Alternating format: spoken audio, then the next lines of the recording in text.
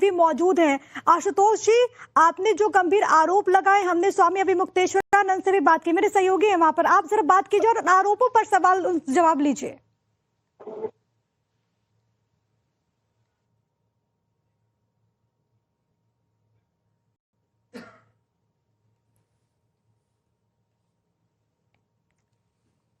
विनय, आपको आवाज मिल रही है मेरी? ये आवाज मिल रही है। हमारे साथ आशुतोष ब्रह्मचारी महाराज जी हमारे साथ मौजूद है। महाराज जी, किस तरीके से ये हमला हुआ और कितने लोग थे जब आप ट्रेन में सफर कर रहे थे, उन्होंने आपकी नाक पे हमला किया? महाराज जी, जब मैं खोज करने के जा रहा था, वो अकेला एक बॉडी बिल्डर टाइप का लड़का था जिसने हमारे को ज्यादा हमला किया और हमने किसी भी तरह अपनी जान बचाई है और हाथापाई हमने भी किया, अपने खड़ाओं से भी हमने वार किया है और हम बाथरूम में घुस गए, उसके बाद बंद किया, उस पर पुलिस आई जब हम बाहर निकले। तो महाराज जी, आप यहाँ जीआरपी थाने पहुंचे हैं, कितने नामजद के खिलाफ आपने तहरीर दी है और आगे की क्या कार्रवाई की मांग की है? हमने अभी मुक्तेश्वरानंद, मुकुंदानंद, अरविंद और प्रकाश, जिन्होंने ये योजना बनाई थी, हमारे इनाम घोषित कराया था। दिनेश शर्मा ने अपने मुंह से इनाम घोषित किया 21 लाख रुपए का, नाक काटने वालों को 21 लाख रुपए देंगे। उसी के तहत ये बदमाश हमारे हत्या कराने के लिए, नाक काटने के लिए भेजा गया है। तो आपने 5 नामजद के खिलाफ तहरीर दी है महाराज जी। वो हादसा भी बताइए, जिस वक्त जो बॉडी बिल्डर टाइप का आदमी घुसा था ट्रेन में, तो कैसे आपने अपनी जान बचाई महाराज जी? हमें ऐसा लग रहा है कि बागपत गाजियाबाद में भी हमारा पीछा उसने किया था। तो बोगी में उस समय अंदर तो कोई था नहीं, बीच में कहीं किसी स्टेशन से दूसरे बोगी से आया होगा। तो जब हम वो सोच करने 5 बजे गए तो वो गेट के पास बैग भी था उसके हाथ में। हमने सोचा कोई सवारी है, हो सकता है चिकना मिली हो। तो उसने जैसे बाथरूम में घुसने लगे तो हमें अटैक कर दिया हमारे ऊपर। हमने एकदम से होपलेस हो गए, हमने भी अपना हिम्मत करके पूरा, उसने हमारी नाक काटना चाहा, हमने बड़ा बचाव किया, हमारे हाथ में भी हमने छीना उसको और हमने हाथ में ऐसे छीना तो उसने फिर ऐसे छीन लिया। तो हमारे यहाँ भी आई, यहाँ भी उसने मारा हमको, तो बहुत सारी चोट आई, गला भी हमारा दबा रखा, सूजन हो रही है। फिर क्या क्या हाथ में ले रखा था महाराज जी? एक धारदार हथियार था, कोई ऐसा टाइप था जैसे होता ना, उस तरह टाइप का था, लंबा सा वो था उसके पास। और देखने से वो किस तरीके का हुलिया? बॉडी बिल्डर टाइप का लड़का था और ऐसा था जैसे कोई बॉक्सर टाइप होता हो, ऐसा लड़का था। उसने हमें जब ऐसा पकड़ा तो हमने नीचे को होकर अपनी जान बचाई थी। पहली बार तो पहला एक्शन उसने हमें किया। तो कहीं अब जो पैरवी करने का जो आप कर रहे हैं महाराज जी, कहीं उसमें अब ढिलाई तो नहीं होगी कहीं? नहीं, हम डर गए थे बीच में। तो जब हमें लगा कि अब ये बच्चों के साथ, नाबालिग बच्चों के साथ अन्याय होगा, उन्होंने हमारा भरोसा किया है, रोने लगे और डरे हुए हैं। तो हमने कहा कि हम माननीय उच्च न्यायालय का आदेश का पालन भी करना है। 27 फरवरी को आदेश हुआ है कि हम अपना एविडेंस दाखिल करें। तो हम लोग उसके तहत यहाँ पैरवी के लिए आए हैं और अपना एविडेंस दाखिल करेंगे और पेन ड्राइव भी दाखिल करेंगे हम लोग। पेन ड्राइव, ये वही पेन ड्राइव है महाराज जी जिसका जिक्र आप शुरू से कर रहे हैं कि उसमें तमाम वो साक्ष्य हैं जो स्वामी अभिमुक्तेश्वरानंद के खिलाफ है? जी, मैं खुल के से नहीं बोल रहा, उल्टा सीधी बात बोलता है। वो एविडेंस है, सारी चीज हम दाखिल करेंगे। बस वही चाहता है कि एविडेंस ना दाखिल कर पाऊँ, मेरे पे हमला करा रहा है, मैं मर जाऊं। पर मैंने अब कह दिया है, पुलिस से निवेदन है मेरा, सरकार से निवेदन, मेरा एविडेंस उच्च न्यायालय तक पहुंचवा दो, ठीक है? मुझे मर जाओ, मुझे एविडेंस चले जाए न्यायालय तक। फिर जिला न्यायालय में एविडेंस क्या एफआईआर हुई, न्यायालय तो देखने, उच्च न्यायालय को भी बताओ ना, जेस ने कितना बड़ा अपराध किया। छोटे छोटे बच्चों डरे हुए, उनके जिले में जा रहा है, यात्रा निकाल रहा है कि वो डर जाए, दिखा रहा है कि वहां की पब्लिक मेरे साथ है। अब बताइए आप, एक अपराधी को आबादी के जो पीड़ित उनके घर में इस तरह बैंड के साथ जाएगा वो? ये तो पूरा भ्रष्टाचार, ये पूरा अन्याय हो रहा है, बच्चों के साथ हमला हो रहा है हमारे ऊपर। अब आगे की क्या स्टेप होगा महाराज जी आपका? न्याय के लिए आया हूँ, बस यही चाहता हूँ मेरा एविडेंस माननीय उच्च न्यायालय तक सुरक्षित चला जाए। तो जैसा कि आप अभिमुक्तेश्वरानंद के खिलाफ ये पैरवी भी कर रहे हैं आशुतोष ब्रह्मचारी जी, और ये साफ तौर पे कह रहे हैं कि जो इनके पास एविडेंस है, जो साक्ष्य है, जो पेन ड्राइव है, जो सीडी है, वो उच्च न्यायालय तक पहुंच जाए, तो उसी की लड़ाई के लिए लड़ रहे हैं। और आज क्या महाराज जी उसकी डेट लगी थी जिसकी पैरवी के लिए आप गाजियाबाद से प्रयागराज आ रहे थे? 12 तारीख तक हमें अपना दाखिल करना है, तो देखिए राय भी लेनी पड़ती है, उच्च न्यायालय का मामला है, तो सारी तैयारी कराऊंगा कल से, आज से। तो सब एविडेंस नकली भी लूंगा, माननीय जिला पॉक्सो कोर्ट से भी लेना है, सारी चीज हम लोग उसमें, क्योंकि मेडिकल हमें आज तक मिला नहीं है, बताया गया था बस कि ऐसे, तो हम उसकी भी नकल आवेदन करेंगे वहाँ अपने पॉक्सो कोर्ट से। तो सब चीज हम उच्च न्यायालय में दाखिल करेंगे। सुरक्षा वगैरह मिला हुआ है महाराज जी आपको? नहीं, हमें कोई सुरक्षा नहीं मिला जी। अच्छा। हमारे पे हमले हो रहे हैं लगातार, हमारे बच्चे पीड़ रहे हैं। तो ये साफ-साफ बता रहे हैं कि इनके ऊपर जिस तरीके से लगातार हमले हो रहे हैं, ये डरे हुए हैं, सहमे हुए हैं और जीआरपी थाने में इन्होंने 5 नामजद के खिलाफ जो है तहरीर दी है। जीआरपी पुलिस ने एफआईआर दर्ज कर ली है। आगे की कार्रवाई की जा रही है। आखिर जो ट्रेन में वो शख्स कौन था, जो आशुतोष ब्रह्मचारी महाराज पे हमले की नीयत से वहां पहुंचा था और हमला किया। इनकी नाक पर देख रहे होंगे गंभीर चोटें आई हुई हैं। बात करते हुए भी आशुतोष ब्रह्मचारी भावुक हो गए, लेकिन सच क्या है ये हर कोई जानना चाहता है। विनय, जरा इनसे पूछिएगा, जानने की कोशिश कीजिएगा कि पूरा घटनाक्रम किस तरीके का रहा, क्या हुआ था, वो वहां पर कहां पर मौजूद थे, हमलावर कैसे वहां पर आया, क्या वहां पर कोई मौजूद नहीं था, जो अटेंडेंट होता है क्या उसकी भी मौजूदगी नहीं थी। पूरे घटनाक्रम के बारे में जानने की कोशिश कीजिए विनय। महाराज जी, क्या वहां पे कोई अटेंडेंट भी था या फिर आप अकेले थे वहां पर जब गुजर रहे थे? तो किस तरीके से हमले का सीन हुआ पूरा महाराज जी? सब सो रहे होंगे, अटेंडेंस में बाद में आए। आपको पता ही है कैसे ट्रेन में कैसे सुविधा देते हैं लोग, है ना। तो सब सो रहे थे। हम तो 5 बजे प्रेस हुआ, हम 5 बजे गए, तो वहां पे हमें उसने ज्यादा हथियार से हमला करते हमारे ऊपर। ये हुआ है। और उसके बाद फिर सब आए। पुलिस ने पूरी मदद कर रही है। किस पुलिस की तरफ से मुझे कोई, अब इस समय जीआरपी पुलिस पूरा सपोर्ट कर रही है। मेरी एफआईआर मेरे लिए उन्होंने लॉन्च कराई और मेडिकल उपचार हुआ है, और वो भी उपचार अभी हमारा होगा क्योंकि हमारे सांस लेने में दिक्कत हो रही है महाराज जी। ब्लड काफी ज्यादा मैं देख रहा हूँ कि टॉयलेट में जब सब वहां भी बहुत सारा खून घूम रहा है सर अभी, पर हम हिम्मत नहीं आ रहे हैं। भगवान हमें साथ है और हम खुद डट के मुकाबला करेंगे। बस जब भी ये चाहता हूँ कि मेरा साक्ष्य चला जाए कि इस तरह न्यायालय उच्च न्यायालय तक। तो आशुतोष ब्रह्मचारी जी जो है भावुक भी नजर आए, इसके साथ ही साथ वो डरे हुए हैं, लेकिन कह रहे हैं कि हार नहीं मानेंगे। इसके साथ ही वो अपना जो साक्ष्य है, जो एविडेंस है, वो न्यायालय तक जब तक नहीं पहुंचा देंगे, वो लड़ाई इसी तरीके से लड़ते रहेंगे। तो आप देख सकते हैं इनके वस्त्र पर जो खून के जो निशान है वो भी यहाँ पे दिख रहे हैं, रुमाल पे दिख रहे हैं, नाक पर जो है हमला किया गया है, जिसकी वजह से सांस लेने में आशुतोष ब्रह्मचारी जी बता रहे हैं दिक्कत हो रही है इनको। विनय, 2 और सवाल। एक तो ये कि क्या जिसने हमला किया था आशुतोष ब्रह्मचारी ने, क्या उनको देखा था, क्या वो उनको पहचानते हैं? अभी हमारे से बातचीत में उन्होंने कहा कि वो गाजियाबाद से उनका पीछा कर रहा था, क्या उनको ऐसा लगा कि यही वो शख्स है? दूसरा सवाल ये कि 5 नामजद के विरुद्ध उन्होंने एफआईआर दर्ज करवाई है, कौन कौन ये लोग हैं? महाराज जी, ये क्या जो शख्स जो ट्रेन में जो आपके ऊपर हमला किया, क्या आप उसको पहचानते हैं? उसका हुलिया किस तरीके से था? क्या लग रहा है किसने भेजा था ये? हाँ, सामने पुलिस फोटो अभी जब उसको लाएंगे, बहुत सारी चीजें एक्सरे आएंगे, सीसी कैमरा में बहुत सारी जगह आ रहा होगा। गाजियाबाद भी आ रहा होगा, फिर स्टेशन पे भागा होगा, वहां भी आया होगा, ट्रेन में भी कैमरे लगे थे। तो सब जगह फुटेज है, पुलिस लेगी, उसमें पहचान में आए, पुलिस जरूर ढूंढेगी उसको। आप नहीं पहचान रहे महाराज? नहीं, मैं ये नहीं पता कौन है, पर मुझे लगा मैं पहचान लूंगा उसका फोटो देखते साथ, बता दूंगा कि कौन है। और दूसरा ये है कि महाराज जी, आपने जीआरपी थाने में एफआईआर दर्ज कराई है, वो 5 नामजद वो शख्स कौन है जिनके विरुद्ध जो है आपने यहाँ पर कार्रवाई की मांग की? जिनके खिलाफ मैंने पॉक्सो का मुकदमा करा था, अभी मुक्तेश्वरानंद, मुकुंदानंद, और 2 लोगों के प्रकाश में नाम आए थे, अरविंद और प्रकाश उपाध्याय, और एक दिनेश शर्मा है फरियारी, जो गृहस्थ जीवन में है, मथुरा में रहता है, और जन्मभूमि का पक्षकार भी नहीं, एक छोटी सी मस्जिद है अलग, उसका पक्षकार है, बताता है जन्मभूमि का मैं मुख्य पक्ष, जिसके खिलाफ माननीय उच्च न्यायालय ने अभी 30 जनवरी को एक आदेश पारित किया था कि इस तरह का आदेश, इस तरह मुख्य याचिका नहीं लिखेंगे आप, और मीडिया को भी हिदायत दी थी कि इस तरह की कोई खबर नहीं चाहिए। उसने उस चिड़ की वजह से अभी मुक्तेश्वर से मिलकर हमारे ऊपर 21 लाख का इनाम घोषित, महात्मा बन रहा है अपने आप को, गृहस्थ जीवन होने के बाद, बच्चे हैं, व्यापार करता है प्रॉपर्टी का, तो कैसा महात्मा हो गया भाई? या तो घर छोड़ हमारी तरह, महात्मा बनना है तो, बाबा बनना है तो नंगे पैर। समाजवादी पार्टी का नगर अध्यक्ष रहा है पूर्व में, तो ये सब षड्यंत्र है, और ये समाजवादी पार्टी के लोगों की भी चाल है, और पूरा मुझे हमला कराने में अभी मुक्तेश्वर चाहता है मैं मर जाऊं। वो पदयात्रा भी निकाल रहे हैं। पदयात्रा, आप बताइए, आप एक अभियुक्त अपना बच रहा है, यहाँ से भागना चाह रहा है, क्योंकि माननीय उच्च न्यायालय ने ये कहा है गिरफ्तारी पर रोकी तो है ना, जांच में तो नहीं रोका है ना। अब उस जिले में जा रहा है, जिस जिले में हमारे भटुक के आसपास जिले रहते हैं, उसी जिलों में प्रभावित कर रहा है, वहाँ लोगों को दिखा रहा है मेरे साथ कई हजार लोग हैं, तो डरा रहा है। हमारे भटुक डरे हुए हैं कि अब वहाँ के लोग भी उनको दबाव दे रहे हैं कि आप लोग इस तरह करो।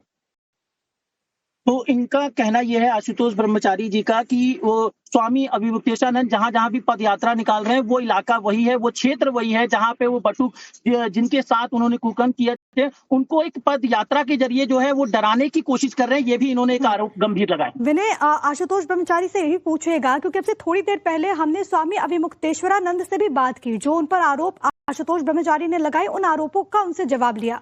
उनका कहना है कि हमने किसी को नहीं कहा, हमने कोई हमला नहीं कराया। वो ये भी कहते हैं कि जो यात्रा वो निकाल रहे उसे ध्यान भटकाने के लिए ऐसा हुआ है। इस पर क्या होगा जवाब आशुतोष ब्रह्मचारी का? आशुतोष महाराज जी, जैसा कि अभी मुक्तेशानंद जी कह रहे हैं कि ये जो पद यात्रा जो वो निकाल रहे हैं उसका ध्यान भटकाने के लिए इस तरीके की चीजें की गई हैं। जिन गौ माता की बात लेके चल रहा है, जबकि उत्तर प्रदेश में गोवध अधिनियम पे पूर्ण प्रतिबंध है। मैं कह रहा हूँ उस माता की कसम खा ले, गौ माता की कसम, अपनी पत्नी की कसम खा ले, वो अपने जो साथ घूम रही है सखी, कि मैंने हमला नहीं कराया तो मैं मुकदमा वापस ले लूंगा। कसम खा, सिविल यूनियन पे रख के कसम खा कि मैंने नहीं हमला कराया, मैं मान लूंगा कि हमला नहीं कराया। कैसे मान लूं जब उसने घोषणा करी है, उनके यहाँ योजना बनी है बैठ के। दिनेश शर्मा कह रहा है साफ साफ कि अभी मुक्तेश्वर के ऊपर मुकदमा दर्ज कराया, इसके खिलाफ 21 लाख का इनाम। आप बताइए, आप कैसे मान लें हम लोग? जब से क्यों हो रहा है हमेशा घटना, जब से मैंने इनके पर्दाफाश किया है। उससे पहले तो मेरा जन्मदिन मनाते थे जन्म आपने उसमें, उसके बाद ही मैं सारे मेरे पे सब चीज आने लगे मेरे ऊपर। अब ये चोर तो कहेगा ही ना, चोर कभी कहेगा मैंने चोरी की है? कसम खा ले, तुम तो बहुत बड़े संत बनते हो ना, खा लो कसम अपनी पत्नी की, मान जाऊंगा मैं। और करा लो नॉकआउट टैक्स अपना और अपनी पत्नी का, आ जाएगा दूध का दूध पानी का पानी। छोटे छोटे बच्चों को क्रम क्या है, पत्नी रखता है जी, वो पूनम्बा नंदिनी नाम है, और इनकी जो बहन है ना, वो इनके शंकराचार्य जो इनका गुरु भाई है, उनकी पत्नी है। वो जांच करा, नार्को टैक्स कर, इनका मेडिकल करा लो। ना आया तो मुझे नाम बदल देना, मुझे फांसी की सजा चढ़ा देना आप, मैं खुल के कह रहा हूँ ये बात। दोनों के संबंध क्यों है भाई? इनके भाई बहन के, इनके जीजा लगते हैं रिश्ते में वो इनके। उनकी जो पहली प्रेमिका थी अनामिका, जो सदानंद है, उसकी केस में मुकदमा दर्ज हुआ। पूज्य गुरु जी जो शंकराचार्य जी थे, सोपानंद जी महाराज वहां द्वारिका के, उन्होंने उसको बचाया। इनके सगे बहनोई सोली भांजे अनिल और दीपांशु आजीवन में सजा काटे हैं उसी अनिमा के केस में, जो उनकी प्रेमिका थी। तो सारे एविडेंस है ना, नरसिंहपुर में जाके निकाल लो आप। ये तो पुराने अपराधी हैं, ये तो पूरे दोनों मठ पे पीठ पे जगत गुरु जो हमारे वो थे, जगत गुरु आद्र शंकराचार्य भगवान, उनके नाम को बदनाम, उनकी पीठ को बदनाम कर रहे हैं। और तीसरे शंकराचार्य की बात करेंगे जो इनका जो शिष्य है, इनसे मिला हुआ है, अपने गुरु की हत्या ना करा दे, उनकी भी वो हो जाए सुरक्षा। वो भी शंकराचार्य बनना चाह रहा है वहां पीठ का, चंगेरी पीठ का। तो सब लोग मिले हुए हैं, ये अपराधी किस्म के लोग हैं, कुकर्म करते हैं, प्रेमिका रखते हैं, पत्नियां रखते हैं। तो कैसे संत हो जाएंगे भाई? तो जिस तरीके से आशुतोष ब्रह्मचारी महाराज जी ने तमाम चीजें रखी बातें, और उन्होंने कहा कि वो पत्नियां रखते हैं और तमाम ऐसे आरोप लगाए हैं, बड़े गंभीर है। और उन आरोपों पर भी हम लगातार स्वामी अविमुक्तेश्वरानंद की भी राय ले रहे हैं। लेकिन आशुतोष, आपसे बातचीत के क्रम में उन्होंने एक राजनीतिक दल का भी नाम लिया, उन्होंने समाजवादी पार्टी का भी जिक्र किया। इसके पीछे क्या प्रमाण, और उनको ऐसा क्यों लगता है कि उनके ऊपर हमला किसी राजनीतिक दल की तरफ से भी कराया जा सकता है? इसके पीछे का कारण क्या है?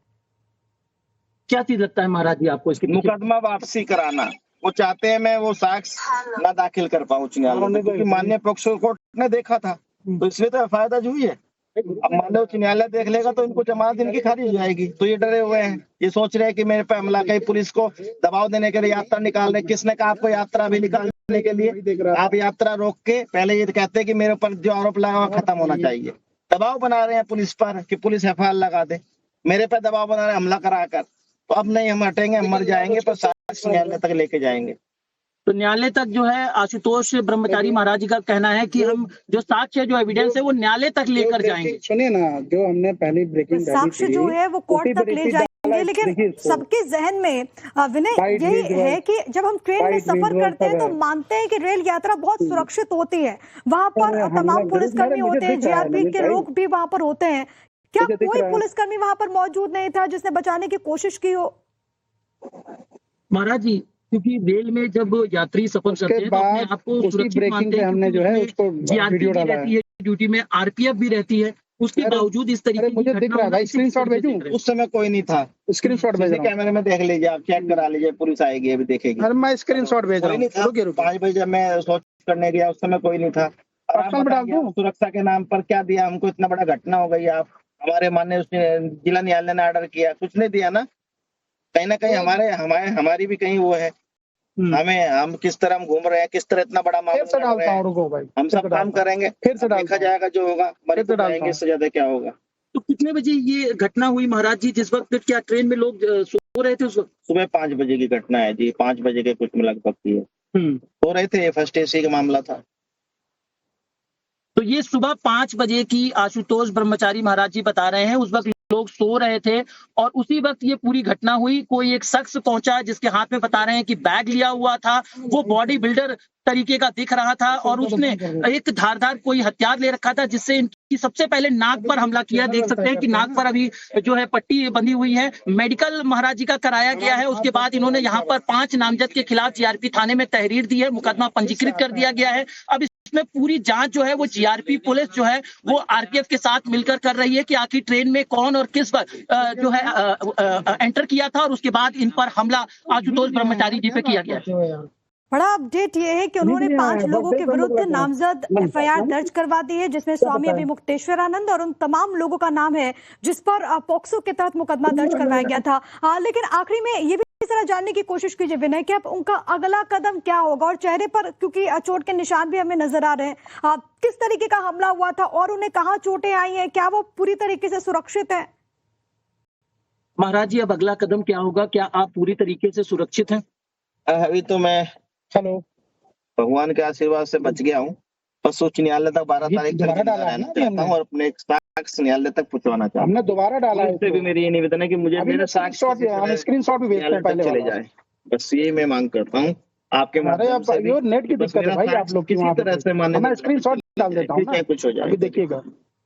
तो महाराज जी का कहना यह है कि 12 तारीख तक वो किसी भी तरीके से वह जीवित रहे ताकि उनका जो साक्ष्य है, जो एविडेंस है, वो न्यायालय तक पहुंच जाए। हालांकि सुरक्षा में महाराज जी कोई सुरक्षा कर्मी वगैरह मिले हैं? नहीं, कोई सुरक्षा नहीं। कोई सुरक्षा कर्मी नहीं है। कोई सुरक्षा तो कर्मी नहीं मिले, लेकिन क्या वो मांग कर रहे हैं कि उनकी सुरक्षा बढ़ाई जाए? महाराज जी, क्या आप मांग कर रहे हैं कि सुरक्षा कर्मी आपको मिले ताकि आपकी जान माल की आपकी सुरक्षा हो सके? देखिए, देना चाहिए भाई, जब इतना बड़ा मामला चल रहा है कोर्ट में पैरवी करने के लिए, तो हमें सुरक्षा, जब हम जिंदा रहेंगे जब तो साक्ष्य पहुंचाएंगे। ऐसे दुष्ट आत्मा के खिलाफ माननीय न्यायालय तक बताएंगे कि ऐसे कुकर्मी को ऐसी सजा दो। माननीय न्यायालय इतने छोटे छोटे बटुकों के साथ गंदा काम कर रहे हैं, बताओ कितनी शर्म की बात है। बहुत घिनौना कार्य कर रहे हैं। हालांकि इनका कहना यह है आशुतोष ब्रह्मचारी जी का कि इन्हें सुरक्षा मिले ताकि जो साक्ष्य है वो भी पहुंचा सके और ताकि जो परिणाम तक जो ये इन्होंने जो संकल्प लिया है वो भी पहुंचा सके। तो ये ब्लड के निशान यहाँ पर पड़े हुए हैं। मेडिकल अभी जीआरपी पुलिस ने इनका कराया है और जीआरपी पुलिस अब उस एंगल से भी जांच शुरू करेगी जहां से ब्रह्मचारी महाराज जी ट्रेन में बैठे हैं। आखिर इनका कोई पहले से पीछा कर रहा था? कौन वो शख्स है जो ट्रेन में नजर बराबर बनाया हुआ था? महाराज जी, क्या गाजियाबाद में भी वो नजर आया था व्यक्ति की अचानक से वो? मुझे गाजियाबाद में भी नजर लग रहा है कि गाजियाबाद में सही पीछा कर रहा था। मुझे लगा है, झरकी लगी है कि वो था उस समय वहां पे, दूसरी बोगी में चढ़ा होगा। मुझे लगा था कि वो है, वहां पे भी था। तो महाराज जी को जो है संदेह भी लग रहा है और इन्होंने ये भी जताया कि वो गाजियाबाद से ही चढ़ा है और उसके बाद जब उसने मौका देखा, जब देखा विनय, हमने जब स्वामी अभिमुक्तेश्वरानंद से जब बातचीत की तो हमने जब ये पूछा तो उन्होंने कहा कि उनको तो मालूम ही नहीं था कि वो इस रास्ते पे सफर कर रहे हैं या फिर वो जा रहे प्रयागराज।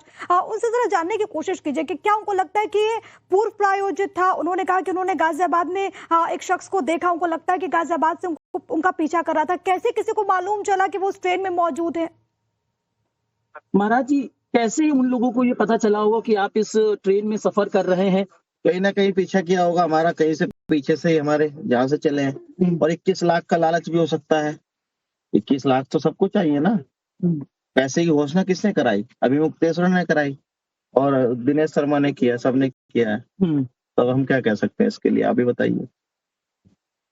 तो महाराज जी को ये पूर्णतः रूप से ये शक भी है कि जिस तरीके से 21 लाख रुपए का इनाम रखा गया था, इनकी जो नाक काट के लेकर आएगा। तो इनका कहना यह है कि हो सकता है उस लालच में हो, योजना पहले से बना रखी हो, लगातार जो इनके मूवमेंट है उनको वो लोग वॉच कर रहे हो और उसके बाद इस तरीके की घटना को कारित की हो, जैसा कि आशुतोष ब्रह्मचारी महाराज जी का आरोप है। बिल्कुल, और जो आरोप हैं वो जाहिर है बहुत गंभीर है। वो कोर्ट जा रहे थे, वहां पर उनको तमाम प्रमाण वहां पर जमा करवाने थे और अब उनका कहना है कि उन पर हमला हो गया है।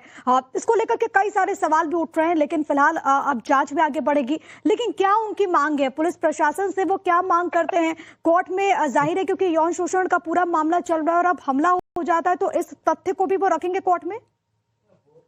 महाराज जी, शासन प्रशासन से क्या मांगे हैं आपकी, और क्या ये बात को आप कोर्ट में भी रखेंगे? बस मेरा एविडेंस, मेरा साक्ष्य माननीय उच्च न्यायालय तक पहुंचवा दे, किसी तरह से जाए, बस यही मेरी मांग। सुरक्षित तरीके से हमारा साक्ष्य चला जाए, माननीय न्यायालय हमारी बात सुन ले, क्योंकि मैं इन पर्सन पैरवी करता हूँ, हमें सुना नहीं गया उस दिन। हमारा कोई वकील तो है नहीं, आपने देखा होगा जिला न्यायालय में हमने। ठीक है, तमाम तरह के आरोप लगाए गए हैं, लेकिन असल में मुद्दा ये है कि आखिरकार ये जो धर्म युद्ध है वो कितना आगे बढ़ेगा। नजर इस पर लगातार बनी हुई है। फिलहाल